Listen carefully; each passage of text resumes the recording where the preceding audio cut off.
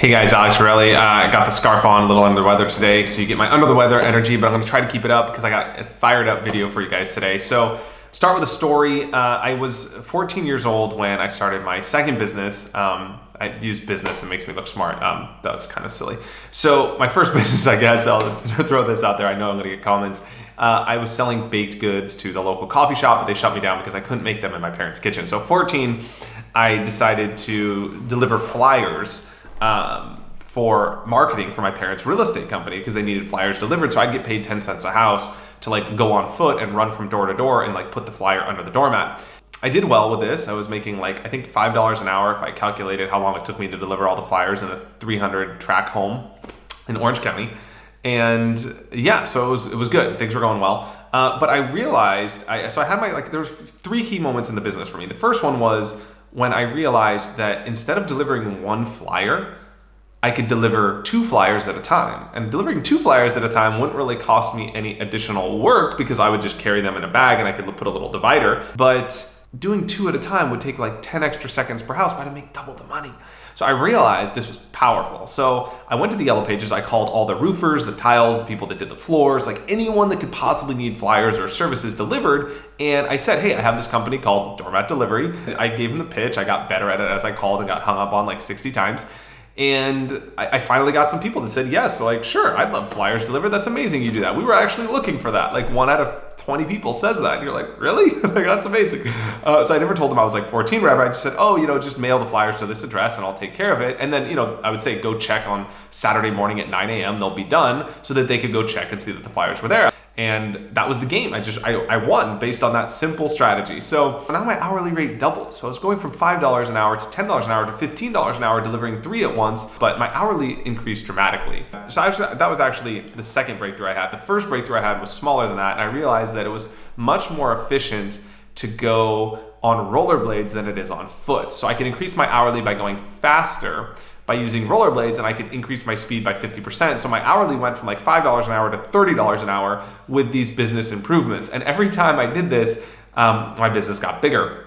But it wasn't until like a year after doing this, now my business was getting pretty big. I had people like calling me or like repeat customers, and I really couldn't afford to have more business just because I didn't have enough time to deliver all their flyers. I was already working Saturday mornings. I was getting up at 8 a.m. So I'm like 15, 16-year-olds. My friends are out chasing girls, like having fun, whatever.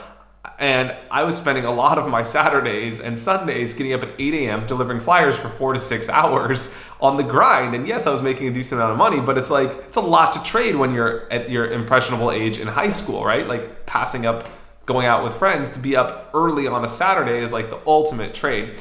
And so I realized that all the money I was making wasn't allowing me to do what I thought the money would allow me to do, which was have this like cool lifestyle, but because I was trading all my time for the money. And so now I'm in this spot where I'm making more money than my friends and I'm doing a job that's cool, or I'm kind of like running my own business. It was kind of even cool at the time, but I don't have any of my time to enjoy things. And like my friends that are making like they don't even have jobs. They're just like hanging out on a Saturday. And I'm like, something is wrong here. Like something is fundamentally wrong with the fact that I can make, have the biggest hourly and have the shittiest lifestyle. Like there's something fundamentally wrong here. So this is my first exercise, like practical exercise in like lifestyle with a business, which was like trading time for money is the lose. That was like the underlying root cause of my problem. I mean, I could put a Band-Aid on it and only deliver 1 flyer instead of 2, or I could be like, oh, I'm gonna have like a balanced life and only work Saturdays and not work Sundays. But it was all Band-Aids on a knife wound. Like I'm still trading time for money, I'm still fucked. So I basically was like, all right, how can I structure this so that I don't have to do that, but not get rid of the business? I mean, it's easy just to throw away the business and be like, I'm just gonna kick it, I'm 16, I'm just gonna chill. I was like, I worked too hard for that. I busted my ass on Saturday mornings at 9 a.m. like sweating balls to get flyers delivered under this doormat delivery company. I'm not throwing it away. And so I realized, what I could do is my friends all want to get jobs too, and I have an asset. I have a business that makes you can make $30 an hour if you're hustling and you're good at rollerblading. My rollerblading skills got good. I actually was making enough that I bought new bearings for my rollerblades so that my wheels turn faster. Like I was investing in this shit, okay? And so I got decent at rollerblading too. So if you're good at rollerblading and have like decent rollerblades, you can make like 30 an hour, which is like a lot. It's a lot even like now, but for like a 16-year-old in high school, that's like printing printing. So I called up some of my friends and I pitched it to them like, look, I'll give you 20 an hour to do this. And I just focused on the business and I just made the difference. And I was like, dude, this is like, holy shit. I just, discovered like Play-Doh, scoot over, buddy.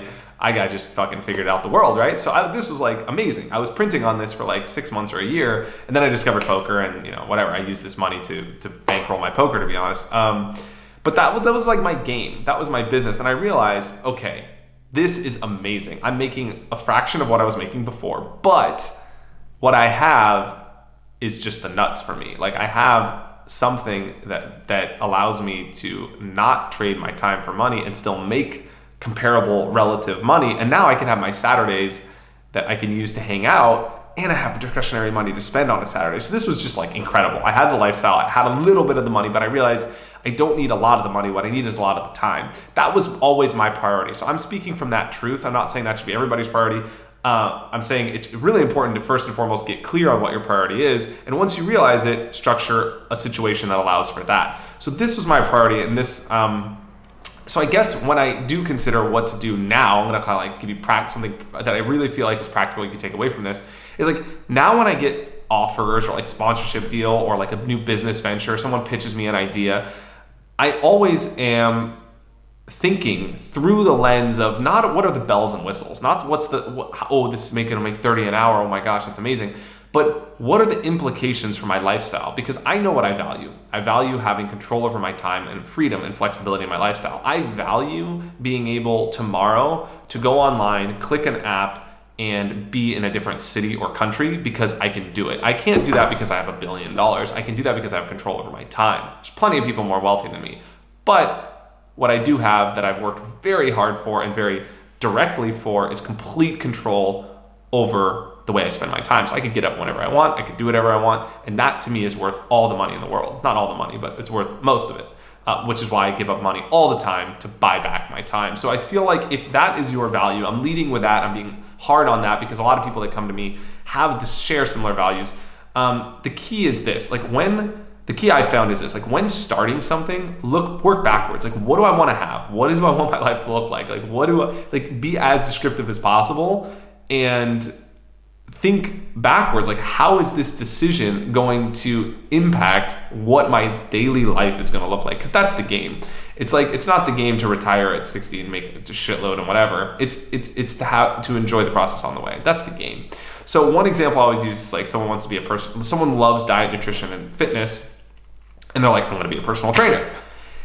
And I'm like, that's great. And I respect it. And I love it. And I want you to do that. But if they're also telling me that they want to have complete control over the way they spend their time, then maybe that's not the best industry to go into, personal training, because it's the ultimate time trade for money. And that's fine if that's what you want to do. But if you want to have both, where you want your business to be involved with health, nutrition, and fitness, and you want control over your time, then being a personal trainer is just not the best choice. There's other better choices where you can do something like sell supplements on the internet. Like that is all the diet and health and lifestyle and nutrition, but all the control over your time because you're running the shop. And so I would look at it like what you want to do is sometimes the goal for being successful at what you have to do in the beginning.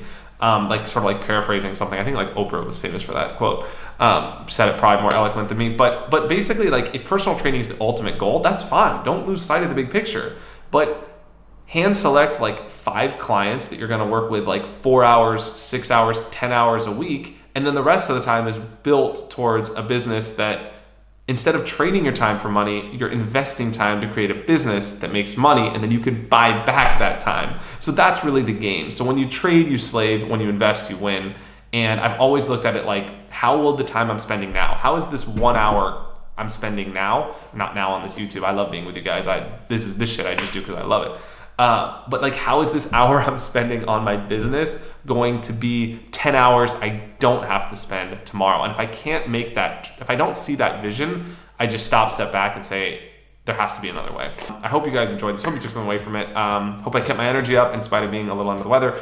If you like this video, share it. That's like the ultimate compliment. And thank you guys so much for being here. I'd love to hear your thoughts in the comments below. Thank you guys so much for watching. You are amazing. And I'll see you guys next time. Cheers.